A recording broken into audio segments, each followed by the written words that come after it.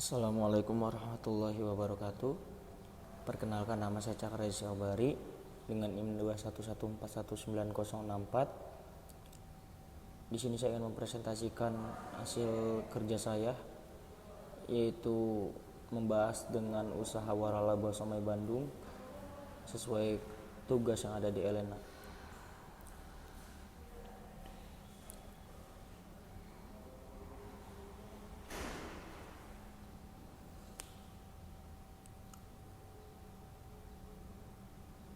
Yang pertama saya akan bahas yaitu beda dan hal untuk waralaba ini, yaitu bedanya waralaba ini dalam adalah somai. Tentu kita tahu pedagang kaki lima yang kadang membuat dengan asal-asalan saja, tapi somai ini berbeda karena mengutamakan bahan untuk yang diambil dalam kondisi yang fresh dan baru.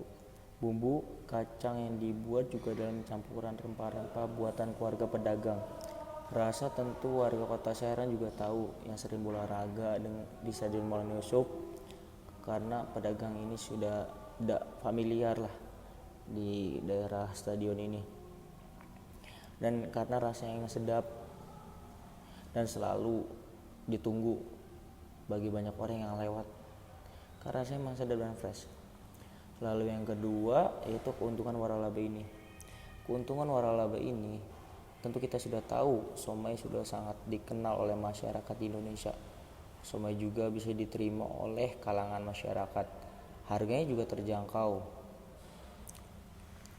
Lalu yang keempat yaitu bukan makanan musiman tetapi sepanjang musim. Banyak jenisnya juga. Dan yang keenam itu dibutuhkan banyak kegiatan seperti olahraga, gathering, kekeluargaan, dan pernikahan. Lalu yang ketujuh itu pasar adalah semua kalangan masyarakat. Lalu yang ketiga itu kerugian waralaba ini. Tentunya dalam kondisi seperti ini kita tahu kondisi COVID-19, banyak yang berjualan sepi karena sepi pembeli. Hasil yang tidak menentu, banyaknya bahan yang sisa jika tidak habis dan tidak fresh lagi, harga yang harga ikan yang sangat naik turun, bahkan bumbu yang juga naik turun. Sepi juga pembeli pada hari biasa, lalu kurangnya minat orang Indonesia terhadap somai karena banyak yang beranggapan kalau somai itu membuat orang gendut. Lalu yang terakhir, prospek waralaba ini. Prospek dalam usaha ini tentu ada rugi dan ada untungnya berjualan somai Bandung ini. Intinya tentu jika ramai banyak untung, tapi jika sepi juga baik yang mengeluh juga. Prospeknya yaitu keuntungan lebih tinggi jika kita pintar dan mau berusaha dalam menjalankan usaha ini. Inti dari berjualan somai ini adalah sabar dan ikhlas. Kerugiannya pasti ada karena jika sepi makanan, bahan sisa tidak akan fresh lagi. Menurut saya berdagang somai ini untung rugi, tapi lebih banyak untungnya jika kita bergantung pada usaha dan keikhlasan kita dalam usaha.